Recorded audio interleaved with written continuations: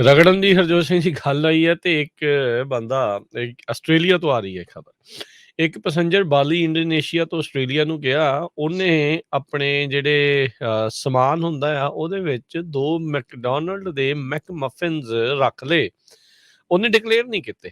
Luggage ਦੇ ਵਿੱਚ ਜਦ ਆਸਟ੍ਰੇਲੀਆ ਵਾਲੇ ਉੱਥੇ ਆਫਿਸਰ ਸੀਗੇ ਏਅਰਪੋਰਟ ਦੇ ਉੱਤੇ, ਉਹਨਾਂ ਨੇ ਦੇਖਿਆ ਵੀ ਭਾਈ ਆਹ ਕੀ ਚੱਕਰ, ਤੈਨੂੰ ਕੀ ਗੱਲ ਇੱਥੋਂ ਮਿਲਣੇ ਨਹੀਂ ਸੀਗੇ ਜਾਂ ਕੀ ਆ? ਤੇ ਉਹਨਾਂ ਨੇ ਠੋਕਤਾ ਉਹਨੂੰ $2664 ਆਸਟ੍ਰੇਲੀਅਨ ਡਾਲਰ ਦਾ ਜੁਰਮਾਨਾ, ਜਿਹੜਾ ਕਿ ਇੱਥੇ ਦਾ ਪੌਣੇ $1900 ਜਿਹੜਾ ਉਹ ਬਣ ਜਾਂਦਾ। ਸੋ ਕਾਫੀ ਮਹਿੰਗੇ ਜਿਹੜੇ ਇਹਨੂੰ ਐਗ ਤੇ ਬੀਫ ਦੇ ਜਿਹੜੇ ਸੌਸੇਜ ਮੈਕਮਫਿਨਸ ਆ, ਉਹ ਇਸ ਨੂੰ ਮਿਲੇ ਆ।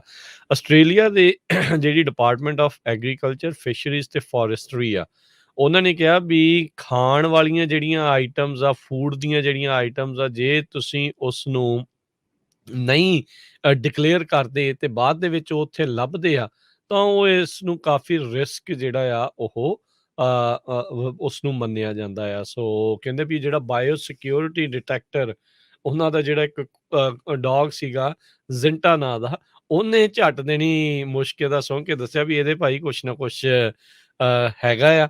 ਤੇ ਜਦ ਉਹਨਾਂ ਨੇ ਦੇਖਿਆ ਤਾਂ ਫਿਰ ਕਹਿੰਦੇ ਵੀ ਇਸ ਨੂੰ ਫਿਰ ਇੰਨਾ ਜੁਰਮਾਨਾ, ਕਹਿੰਦਾ ਇਹਨੂੰ ਕਾਫੀ ਮਹਿੰਗਾ ਐਕਸਪੈਂਸਿਵ ਪੈਣ ਵਾਲੀ ਆ ਜਿਹੜੀ ਮੈਕਮਫਿਨਸ ਵਾਲੀ ਜਿਹੜੀ ਮੀਲ ਆ।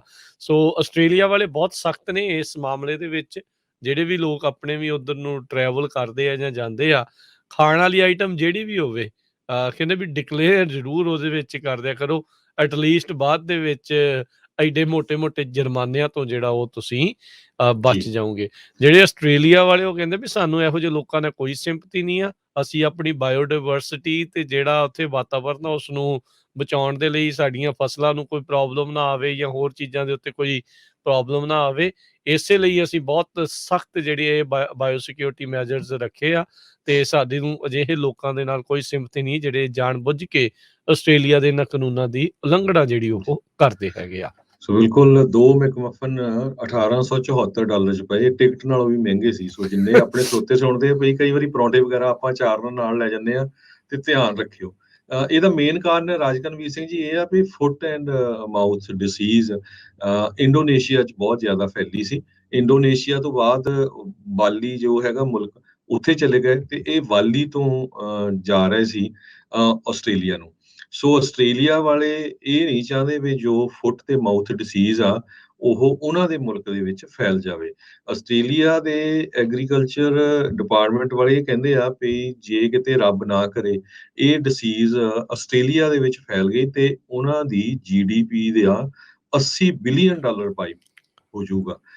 ਆਪਾਂ ਪਿਛਲੇ ਸਾਲਾਂ 'ਚ ਵੀ ਖਬਰਾਂ ਸਾਂਝੀਆਂ ਕੀਤੀਆਂ ਕਿਸ ਤਰ੍ਹਾਂ ਜਿੱਥੇ ਫੁੱਟ ਐਂਡ ਮਾਊਥ ਡਿਸੀਜ਼ ਹੋਈ ਸੀ, ਹਜ਼ਾਰਾਂ ਨਹੀਂ ਲੱਖਾਂ ਦੀ ਗਿਣਤੀ ਦੇ ਵਿੱਚ ਉਹਨਾਂ ਨੇ ਜਾਨਵਰਾਂ ਨੂੰ ਕਤਲ ਕਰਨਾ ਪਿਆ ਵੀ ਇਹ ਹੋਰ ਜ਼ਿਆਦਾ ਨਾ ਫੈਲੇ। ਸੋ ਬਿਲਕੁਲ। ਇਹੀ ਰੀਜ਼ਨ ਆ, ਉਹਨਾਂ ਨੇ ਕਿਹਾ ਵੀ ਕਿਸੇ ਤਰ੍ਹਾਂ ਦਾ ਵੀ ਕੋਈ ਫੂਡ ਆਸਟ੍ਰੇਲੀਆ ਨੂੰ ਆਪਣੇ ਬੈਗ ਦੇ ਵਿੱਚ ਨਾ ਲੈ ਕੇ ਆਓ। ਜੇ ਲੈ ਕੇ ਆਨੇ ਆ ਤਾਂ ਦੱਸ ਦਿਓ, ਫਿਰ ਉਹ ਉੱਥੇ ਸੁੱਟ ਦਊਗੇ। ਫਿਰ ਜੁਰਮਾਨਾ ਐਟਲੀਸਟ ਤੁਹਾਨੂੰ ਨਾ ਹੋਊਗਾ, ਤੁਸੀਂ ਜੇ ਡਿਕਲੇਅਰ ਕੀਤਾ ਹੋਊਗਾ। ਉਹਨਾਂ ਨੇ ਕਿਹਾ ਵੀ ਜੇ ਕੋਈ ਆਸਟ੍ਰੇਲੀਆ 'ਚ ਅਜਿਹੇ ਟਰੈਵਲਰ ਆਉਂਦੇ ਆ ਜਿਹੜੇ ਇਹਨਾਂ ਦੀ ਬਾਇਓ ਸਿਕਿਉਰਿਟੀ ਦੇ ਕਾਨੂੰਨਾਂ ਦੀ ਉਲੰਘਣਾ ਕਰਦੇ ਆ, ਜੇ ਟੈਂਪਰੇਰੀ ਵੀਜ਼ਾ ਤੇ, ਤਾਂ ਉਹਨਾਂ ਦੇ ਵੀਜ਼ੇ ਕੈਂਸਲ ਵੀ ਕੀਤੇ ਜਾ ਸਕਦੇ ਆ ਤੇ ਆਸਟ੍ਰੇਲੀਆ 'ਚ ਜਾਣ ਤੋਂ ਵੀ ਉਹ ਰੋਕ ਸਕਦੇ ਹੈਗੇ। ਕਹਿੰਦੇ ਵੀ ਉੱਦਾਂ ਤਾਂ ਹਿਊਮਨਸ ਨੂੰ ਇਹ ਹਾਰਮਲੈਸ ਆ ਜਿਹੜੀ ਫੁੱਟ ਐਂਡ ਮਾਊਥ ਡਿਜ਼ੀਜ਼, ਪਰ ਉੱਥੋਂ ਦੀ ਜਿਹੜੀ ਸ਼ੀਪ ਹੋ ਗਈ, ਕੈਟਲ ਹੋ ਗਈ, ਪਿਗਸ, ਗੋਟਸ, ਕੈਮਲਸ, ਹੋਰ ਜਾਨਵਰਾਂ ਦੇ ਉੱਤੇ, ਲਾਈਵ ਸਟਾਕ ਦੇ ਉੱਤੇ ਬਹੁਤ ਜ਼ਿਆਦਾ ਭੈੜਾ ਅਸਰ ਉਹ ਪਾ ਸਕਦੀ ਆ। ਤੇ ਇਹ ਜਿਹੜੀ ਡਿਜ਼ੀਜ਼ ਜਿਉਂਦੇ ਜਾਨਵਰਾਂ ਦੇ ਨਾਲ ਮੀਟ ਦੇ ਵਿੱਚ, ਡੇਅਰੀ ਪ੍ਰੋਡਕਟਸ ਦੇ ਵਿੱਚ, ਇੱਥੋਂ ਤੱਕ ਕਿ ਤੁਹਾਡੇ ਕੱਪੜੇ, ਫੁੱਟਵੇਅਰ, ਲਗੇਜ ਜਿਹੜੇ ਲੋਕ ਲੈ ਕੇ ਆਉਂਦੇ ਆ, ਜੇ ਕਿਸੇ ਇਨਫੈਕਟਡ ਐਨੀਮਲ ਦੇ ਨਾਲ ਮਿਲ ਕੇ ਉਹਦੇ ਕੰਟੈਕਟ 'ਚ ਆਏ ਹੋਣ ਤਾਂ ਉਹਦੇ ਥਰੂ ਵੀ ਜਿਹੜਾ ਉਹ ਆ ਸਕਦਾ ਹੈਗਾ ਆ। ਸੋ ਜਿਹੜੇ ਆਸਟ੍ਰੇਲੀਆ ਨੂੰ ਜਾ ਰਹੇ ਆ ਉਹ ਭਾਈ ਵਿਸ਼ੇਸ਼ ਤੌਰ ਦੇ ਉੱਤੇ ਉਹ ਧਿਆਨ ਰੱਖਣ, ਇਹਨਾਂ ਚੀਜ਼ਾਂ ਦਾ ਗੁਰੇਜ਼ ਕਰਨ।